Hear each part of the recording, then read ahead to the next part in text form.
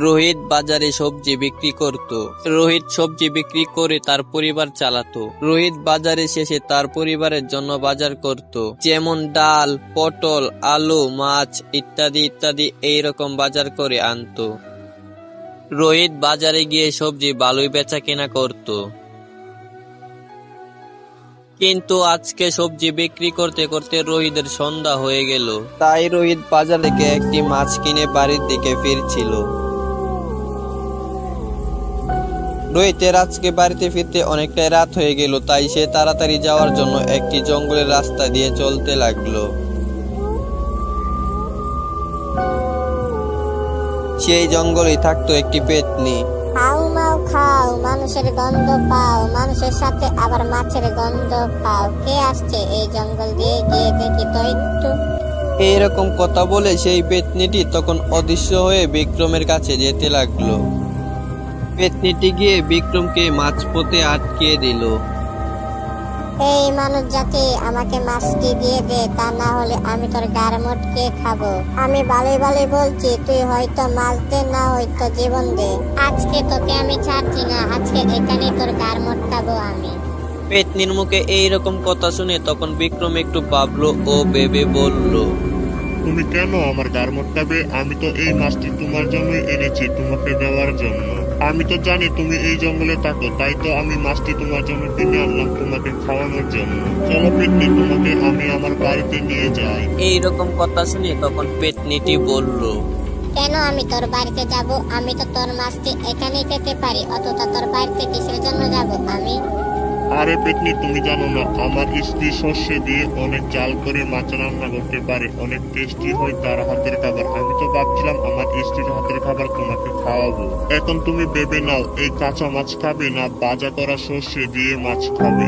এইরকম কথা শুনে তখন পেত্নীটি বলল, আচ্ছা চল যাই তোর বাড়িতে, দেখি তোর বউ কি রান্না করে। রান্নার স্বাদ না হলে একটি কথা মনে রাখিস, আমি তোর গার মটকে খাবো। পেত্নীটি এইরকম কথা বলে তখন বিক্রমের পিছে পিছে তার বাড়ির দিকে যেতে লাগলো।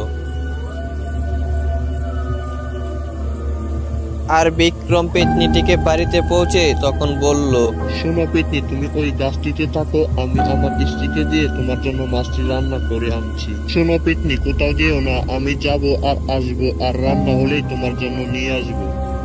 হ্যাঁ সেটাই ভালো, আর কোনো চালাকি করিস না, তাড়াতাড়ি ফিরে আসিস। আর তোর স্ত্রীকে বলে দিস রান্না একটু সরষেটা বাড়িয়ে দিতে। পেত্নীর এইরকম কথা শুনে তখন বিক্রম ঘরে এসে তার স্ত্রীকে বলল, শোনো, আমার সাথে একটি পেত্নী এসেছে এই মাছটি খাওয়ার জন্য। তুমি এই মাছটিতে একটু সর্ষে বাড়ি দিয়ে অনেক জাল দিবে, যাতে ওর শিক্ষা হয়ে যায়। ও আমার গার মটকাবে, ওকে আমিও দেখে নিব। এত বড় সাহস! আমি কি বলেছি তুমি বুঝতে পারছো? ওই পেত্নীকে শিক্ষা দিতে হবে। কি কি কি কি বলছো তুমি? এসব জঙ্গল থেকে তোমার কাছে পেত্নী এসেছে? আমার তো খুব ভয় করছে, ওই মরিচকে আবার পেত্নী না জানি আমাদেরকে কি করে। আরে গিন্নি, তুমি এতটা ভয় পেও না, তুমি যাও, তুমি মরিচ দিয়ে ভালো করে রান্না করে আনো, বাকিটা আমি সামনে নিব। এই পেত্নীকে তো আমি শিক্ষা দিয়েই ছাড়বো। আচ্ছা তুমি একটু দাঁড়াও, আমি এক্ষুনি এই মাছটিকে জাল করে রান্না করে আনছি। এরপর রান্না করে পেত্নীকে মাছটি খাওয়ার জন্য দিল। খেয়ে নাও পেত্নী, অনেক স্বাদ হয়েছে। এইরকম কথা শুনে তখন পেত্নী রান্না করা মাছগুলো খেতে লাগলো। আর পেত্নীটি খেতে খেতে জালের কারণে সেই মাছগুলো মাটিতে ফেলে দিল। তখন পেত্নীটি রেগে বিক্রমকে বলল, বিক্রম, তোকে আমি ছাড়বো না। তুই আমার সাথে অনেকটাই চালাকি করেছিস, অনেক জাল দিয়ে খাবার বানিয়ে আনছিস, তোকে আমি দেখে নিব। উফ কি জাল! বিক্রম, এই পাটে তোকে আমি না দেখতে পারি, কিন্তু নেক্সট পাটে আমি তোর গার মটকাবো। এইরকম বলে তখন পেত্নীটি পানির খুঁজে সেখান থেকে চলে গেল।